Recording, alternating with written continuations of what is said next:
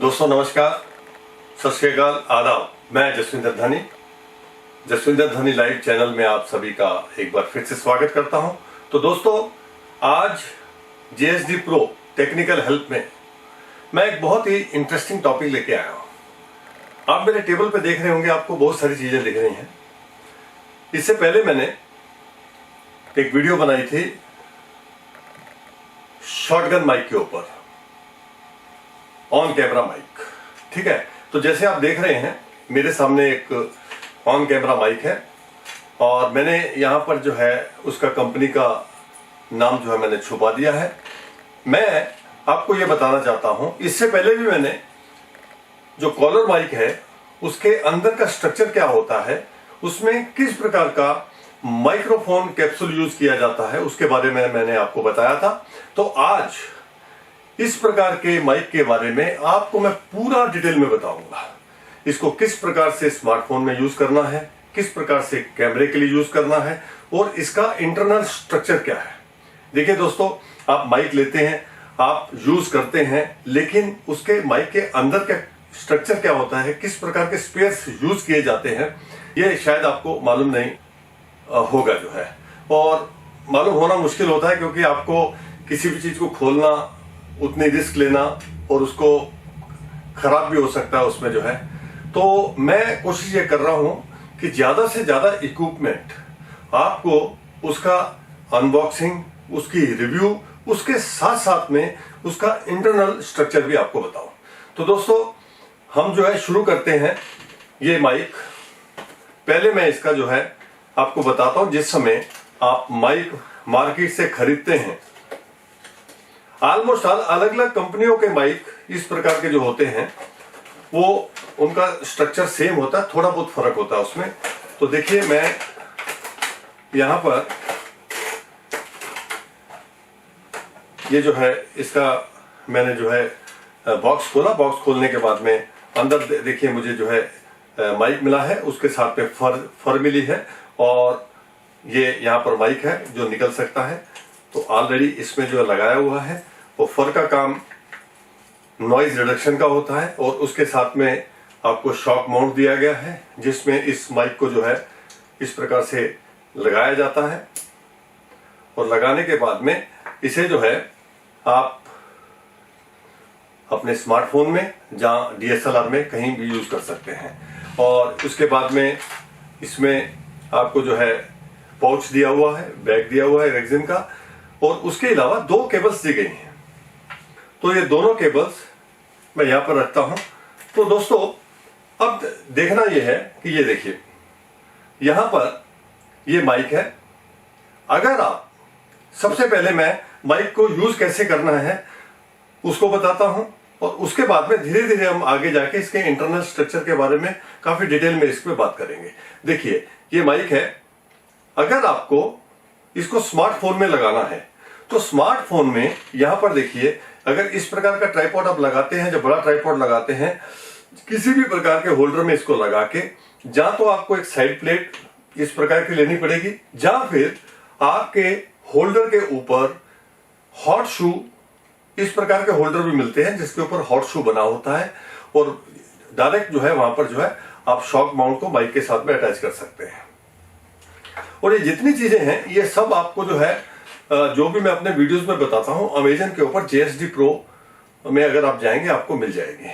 और यहां पर अगर हम इसको लगा देते हैं, इसके स्मार्टफोन के साथ में यूज कर सकते हैं।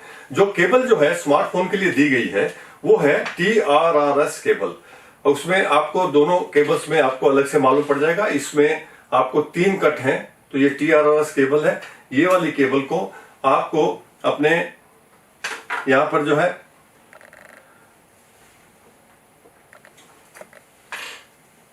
स्मार्टफोन में लगाना है। ये देखिए स्मार्टफोन में ये लग गई। ठीक है, यहां पर 3.5 का जो है इसका पॉइंट था और उसके बाद में इसके पीछे जो है हमने जो है इसको लगा दिया। तो आपकी इसकी सेटिंग, स्मार्टफोन की सेटिंग जो है आपकी कंप्लीट हो गई। अब DSLR में इसको किस प्रकार यूज करना है, जैसा कि आप जानते हैं ये है DSLR और किसी भी DSLR किसी भी कैमरे में आपको यहां पर ऑलरेडी हॉट शू दिया होता है। तो इस हॉट शू को का इस्तेमाल करते हुए आपको जो है, जैसे यहां पर जो है ये शॉक माउंट है, मैंने शॉक माउंट को आराम से इस पे कैमरे में लगा दिया। ये देखिए एक कैमरे में लग गया, बड़े आराम से अंदर चला गया। उसके बाद में आप इसको टाइट कर लीजिए। टाइट करने के बाद में यही माइक यहां पर जो है आप इसको जो है लगा सकते हैं। और जो केबल होगी आपका 3.5 कैमरे के साइड पे जो 3.5 का जो पोर्ट होगा उसमें जो है जो केबल आपके कैमरे के लिए जिसमें आपके 2 कट दिए हुए हैं, वो 2 कट के साथ में TRS केबल को यूज करते हुए इस माइक का इस्तेमाल जो है DSLR में करना है। तो दोस्तों ये एक बहुत ही मैंने आसान तरीके से ये चीज बता दी कि स्मार्टफोन और DSLR में किस प्रकार से आपको जो है इस माइक को जो है सेट करना है। ठीक है, अब देखिए, अब हम बात करते हैं, ये माइक की एक स्पेशलिटी है, वो ये है, मैं अभी इस समय ये माइक यहां से निकाल लेता हूं और इसका जो है मैंने फर निकाल दिया। देखिए, आप किसी भी समय जब आप स्मार्टफोन या कैमरे से रिकॉर्ड करते हैं, आपको एक चीज का बिल्कुल ध्यान रखना है कि इसकी जो पोजीशन है वो बिल्कुल कैमरे का, अगर कैमरे में लगाते हैं तो लेंस की तरफ होनी चाहिए, और अगर आप स्मार्टफोन में कर रहे हैं तो ऐसे सीधी होनी चाहिए।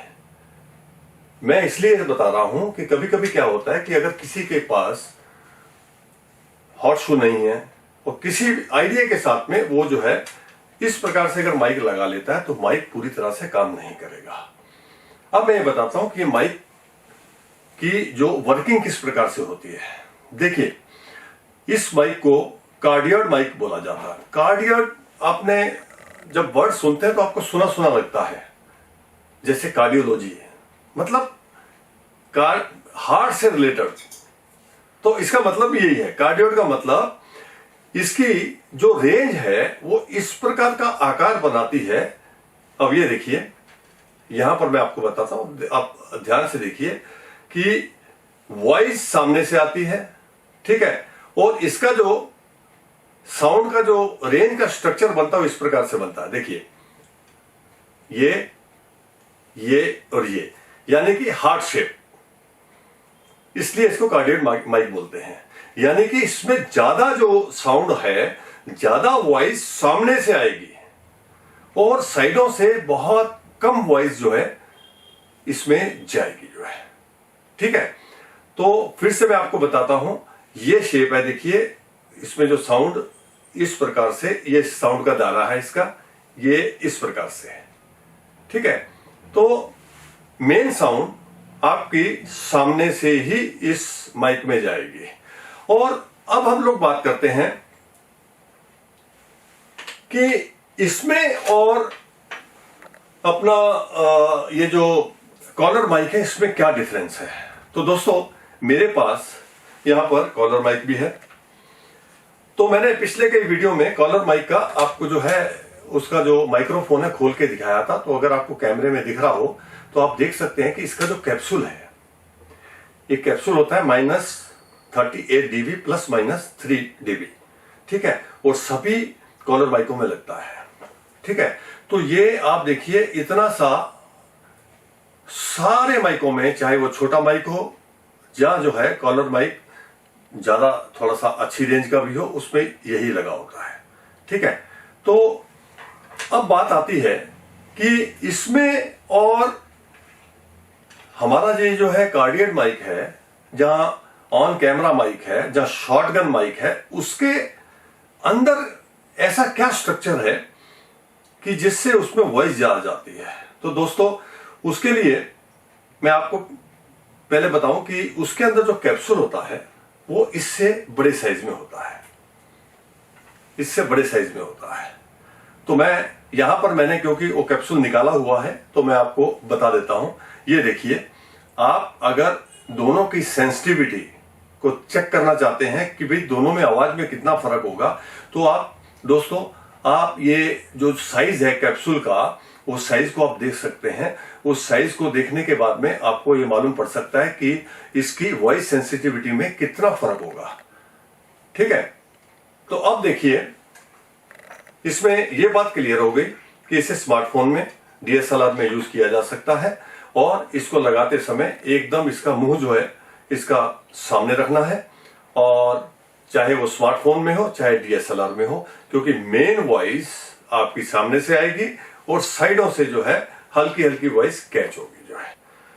दोस्तों मैं एक चीज बताता हूं आपको, आपने देखा होगा, आप कोई म्यूजिक पार्टी या ऑर्केस्ट्रा में भी देखते हैं तो उसमें आपको ऐसा दिखता है कि भाई जहां पर सिंगर गा रहा है, ठीक है, और आसपास जो है आपके म्यूजिशियन बजा रहे हैं, तो सिंगर की जो माइक है, सिंगर की जो आवाज है वो माइक में सीधी जाती है, और जो साइडों से जो वॉइस होती है, म्यूजिक की वॉइस बहुत हल्के के बराबर में जो है वहां पर जाती है। तो मेनली वॉइस जो है कैच होती है सिंगर की ही जो है। तो इसी प्रकार में इसका भी यही फॉर्मूला है कि इसकी भी सामने से वॉइस ज्यादा होगी, साइडों से कम होगी। चलिए अब जो है मैंने ज्यादा डिटेल में तो नहीं, लेकिन आपको थोड़ा थोड़ा ये चीज सब बता दी है मैंने, ठीक है, कि इसके कैप्सूल के साइज में फर्क है। अब बात ये होती है, हर व्यक्ति को चाहे कोई प्रोडक्ट हो, किसी प्रकार का भी हो, अब मान लीजिए ये अब मेरे पीछे कंप्यूटर है, तो ये जिज्ञासा जरूर होती है कि भी देखने में ऐसा, इसके अंदर कैसा होगा, ये पतला सा है तो अंदर कैसा होगा। लेकिन हर चीज हम देख नहीं सकते। जहां तो कभी कभी क्या होता है कि मैकेनिक आपके पास आके किसी चीज को ठीक करता है तो खुलता है, तो उसको आप बड़ी जिज्ञासा से देखते हैं, ठीक है। और कुछ चीजें ऐसी होती हैं जो आप खोल के देख सकते हैं, और कुछ चीजें ऐसी होती हैं जिसे खोलने में इस चीज का खतरा होता है कि अगर वो खराब हो जाती है तो आपका उतने का नुकसान हो जाता है। तो मैं अब आपको ये बताता हूं, अब ऑलमोस्ट ऑल मैं इसका जो है ये माइक का आपको ऑपरेशन जो है मैं करके बता रहा हूं कि इसके अंदर क्या है। तो दोस्तों वैसे तो मैंने आपको बता दिया कि इसका जो कैप्सूल है इस साइज का है, और ज्यादातर आपको 99% जो इस प्रकार के माइक, इस साइज के माइक मिलेंगे, उनमें आपको स्ट्रक्चर इसी प्रकार का ही मिलेगा। तो दोस्तों ये देखिए, अभी मैं ये देखिए, ये इसका कैप्सूल है, ठीक है, और उसके सामने एक जाली यूज की गई है। और कुछ माइकों में क्या होता है, कुछ माइकों में क्या होता है कि इस जाली के आगे भी कॉटन थोड़ी सी लगा दी जाती है, और जो वॉइस रिडक्शन के काम में वो लोग यूज करते हैं उसको। अब देखिए यहां पर मैं इसके ऊपर हल्का सा वॉइस नॉइज रिडक्शन के लिए स्पंज चढ़ा हुआ है, मैं उसको धीरे से उतारता हूं। ये देखिए मैंने इसको उतार दिया, ये देखिए, ठीक है। अब आप यहां देख सकते हैं कि ये जो आपको इसका जो माइक्रोफोन का कैप्सूल दिख रहा है, इस कैप्सूल में और जो आपका कॉलर माइक है उसके कैप्सूल में कितना फर्क है। तो इतना फर्क जो है इसकी सेंसिटिविटी में है, ठीक है। अब देखिए इसमें इसके आगे इसको हम, ये देखिए, ये आपका जिस माइक को आप देख रहे हैं यहां पर इस रूप में, इसके अंदर का स्ट्रक्चर ये देखिए, डायरेक्ट आपको यहां पर कैप्सूल लगा हुआ है, ठीक है। बहुत ही सेंसिटिव जो है कैप्सूल है, और यहां पर इसकी सेंसिटिविटी यहां पर बताई हुई है -42 dB ±1 dB, यानी कि इसमें 1 dB का टॉलरेंस भी नहीं है। इतनी एक्यूरेसी जो है इस माइक्रोफोन के कैप्सूल में है, ठीक है। और उसको डायरेक्ट कनेक्शन किसी प्रकार की इसमें बैटरी का इस्तेमाल नहीं होता है, सीधा जाके 3.5 के पोर्ट में डायरेक्ट लग जाता है। अगर आप ऐसे देखें तो आप केबल के साथ में अगर आप इस प्रकार से इसको अटैच करते हैं तो ये बिना केसिंग के ये जो है माइक है, और ये जो है आपको दिख रहा है कि भाई उसकी इंटरनल स्ट्रक्चर कैसा है। अब इसी चीज को कंपनी क्या करती है कि इसको, क्योंकि सामने से जो मैंने अभी यहां पर ये स्पॉन्ज निकाला है, मैं फिर से लगा देता हूं, ये फिर से लग गया। लगने के बाद में इसके अंदर जो है इस प्रकार की लोहे की, स्टील की जाली, इस प्रकार की 2 जालियां जो है इसके अंदर लगी होती हैं।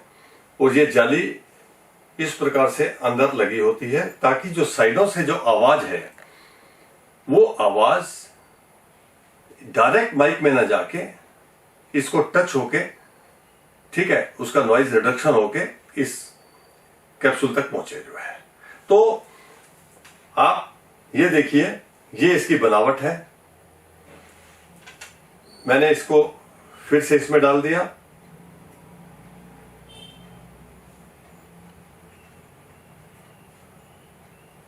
ठीक है, अभी आपके सामने ही मैं इसको फिर से असेंबल कर देता हूं जिस प्रकार से कंपनी में किया गया होता है। ये देखिए, ये जाली है, जाली लग गई वहां पर। ठीक है, उसके बाद में आपने जो है इसको जो है कैप्सूल को अंदर डाल दिया, ये बंद हो गया। यहां पर आपका कैप्सूल दिख रहा है। इस कैप्सूल में आपने वापिस स्पॉन्ज को जो है आप चढ़ा देते हैं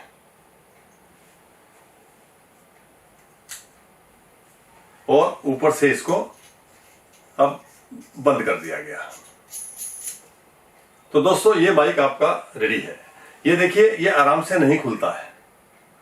होता क्या है कि कंपनी जब भी इसको बनाती है तो इसके अंदर कुछ भी एडेसिव लगा के या कुछ लगा के, सॉल्यूशन लगा के इसको बंद कर देती है। तो आप खोलने की कोशिश भी मत करिए इसको जो है, ठीक है। लेकिन मेरा आपको ये बताने का मकसद ये था कि इसके अंदर कितना हैवी और कितना सेंसिटिव जो है कैप्सूल लगा होता है, और जिससे आपको ये मालूम पड़े।